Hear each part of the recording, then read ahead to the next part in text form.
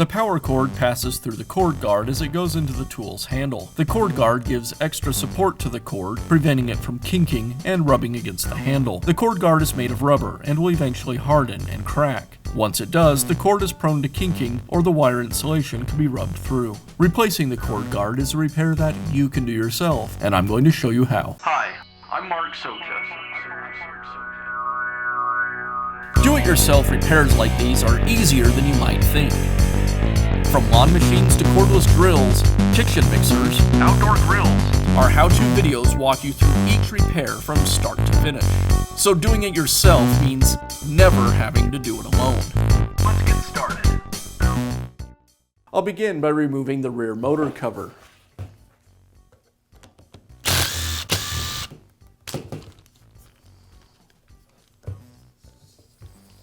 With the motor cover removed, now I'll remove the strain relief. The wiring assembly is connected to the terminal block. I'll go ahead and remove it. Now I'll remove the cord wires from the terminal block. I'll start with the white wire. It has a tab on it that I'll slightly compress and then slide it out of the block.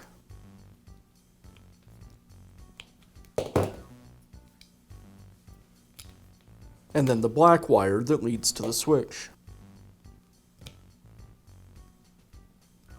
With the wires disconnected, I can pull them away from the terminal block. And now I'll remove the cord guard. Now I can install the new cord guard. I'll thread the wires through it.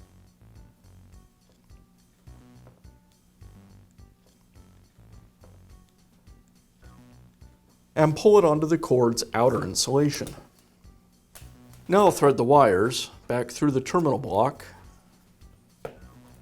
and reinstall.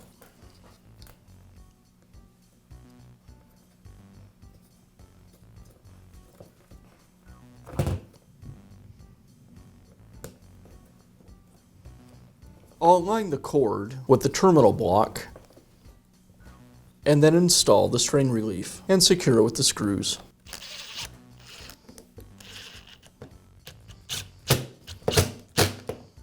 Now I'll reinstall the terminal block. And I'll finish up by reinstalling the motor cover.